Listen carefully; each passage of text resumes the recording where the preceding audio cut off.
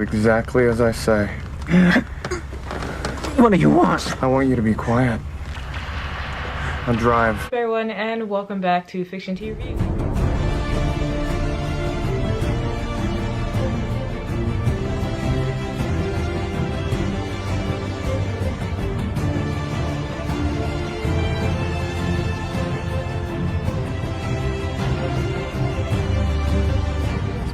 By my self-published book Rain. It is a psychological thriller about a group of young adults in a psych ward who get this new counselor that's trying to understand their mental illnesses and trying to understand them, but then the counselor shortly learns that these kids might not be crazy and that this place is actually making them crazy, all the while trying to figure out what's going on with him and his psychological demons and his problems. If you would like more information about this book, be sure to hit the link in the description box below.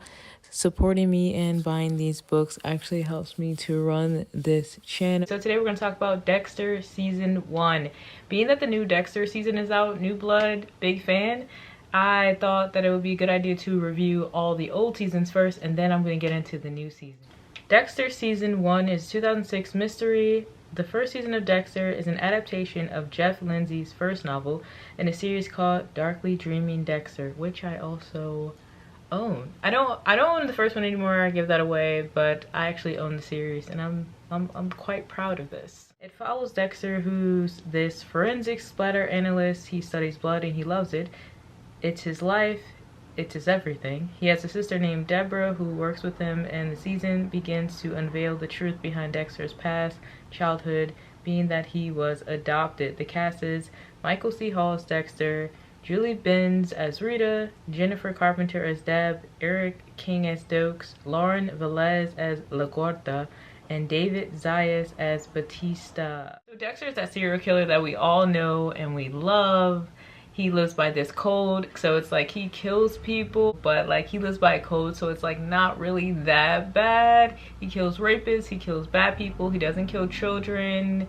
You know, if you did something terribly wrong in your life, he's coming for you. But also makes it so great is because it ties in with like his work. He's a forensic spatter analyst, and he's also a serial killer.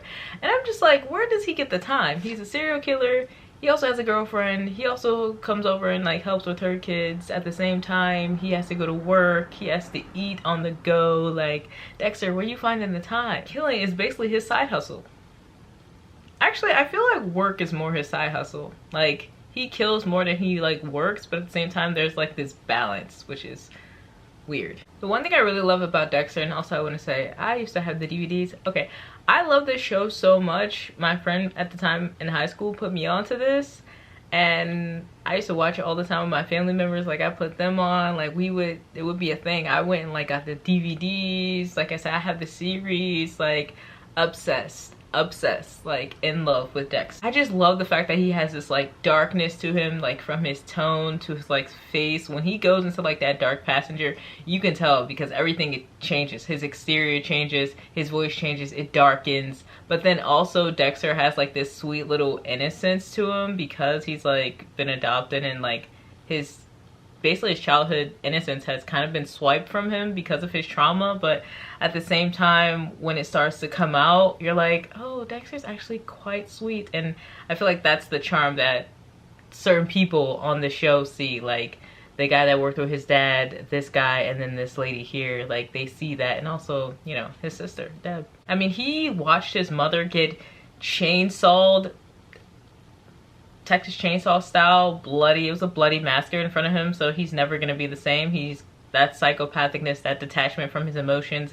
It's very scary, but also at the same time, you kind of like it. You kind of like it a little bit. But there is one person who just not for the games with Dexter, and we're gonna get into him, and that's Dokes. We're gonna get into Dokes, but I do want to say, to wrap up this part of it, that I found it really interesting how the ice truck killer was. So we find out towards the end of the season that, to wrap it up, that Dexter has a brother who is also a killer, and it's like, let's talk about how clever it was that they didn't even know that it was him. Meanwhile, he's like a doctor, he's a serial killer, he's dating Deb, and it's like no type of suspicion. Dexter had no clue. Nobody had no clue until like the very end of the episode, the very end of the season, and that was quite clever. And then he had like this freezer inside of his apartment, and I'm just like, where do you get the time to even build these things?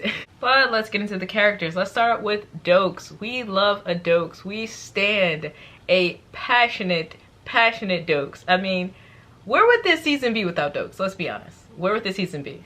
It would be nowhere. It would not be as laughable. It would not be as entertaining. It probably would not have hooked us all in as well that it did, as good as it did, without Dokes. Dokes stay on Dexter's head. Okay, he's super passionate. He's very forceful. And he's always like, this weird motherfucker. He never apologizes for who he is makes it more enjoyable for me, because he don't care. Like, this is Dokes. We know how Dokes is. This is who he is, and this is what you're gonna get with him. It brings a lot of excitement for me to the show. Like, I know I'm gonna laugh, and I know Dokes is gonna say what he needs to say and how he needs to say it. I do truly believe that if he wasn't on this season, it wouldn't have been as palatable as it is, to be honest, because he just makes it so much more entertaining. Plus, he's the only character that like calls Dexter out on his stuff. And he's the only one that sees that darkness. Everybody else is fooled by Dexter's charm. And Dokes is like, no. You're not fooling me, weirdo. Like, I know who you are. Oh my god, he's just so funny. There's also like subtle hints, I feel, between Dokes and LaGuardia. Like, I feel like something was a brew. I mean, of course we find out as the season goes and as the episodes go, but there's just, you could tell there's like subtle hints that they shared some sort of connection beyond just the workplace, and that you can tell that they do have a respect for each other and they look out for each other, which I thought was really cool. Speaking of LaGuardia, I feel like I never say her name right. LaGuardia. I try to put the accent on it. LaGuardia. I should know how to speak. LaGuardia, I like LaGuardia, even though she's a heart. Even though she's really stern and hard on like Deb, I do like her as a person, like, because she's just a boss, first off, and secondly, like, she has to go through a lot. I mean, she has to deal with the captain who's like always on her tail, and he doesn't value her. You can tell like he kind of low-key doesn't really respect her. He's like, yeah, he made her like higher up than where she is, but like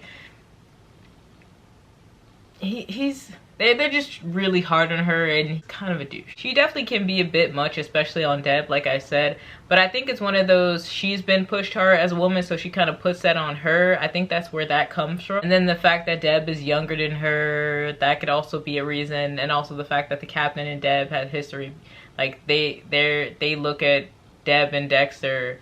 The captain kind of is a little, I wouldn't say softer, but like a little less harsh on Deb. I think it's because the fact that he worked in the force with her dad, and I think LaGuardia looks at it like, you're not gonna get off easy just because of that, or just because you're a woman too. I got treated like crap, so you're gonna get double treated harder, you know. And I also do believe like she low-key does want to help him make her better, especially as the seasons go on, which is funny because she treats Dexter like completely different. She's like always flirting with Dexter, and it's funny because Dexter always has this like inner monologue in his head, and while people are flirting or saying things, he's like, they don't understand.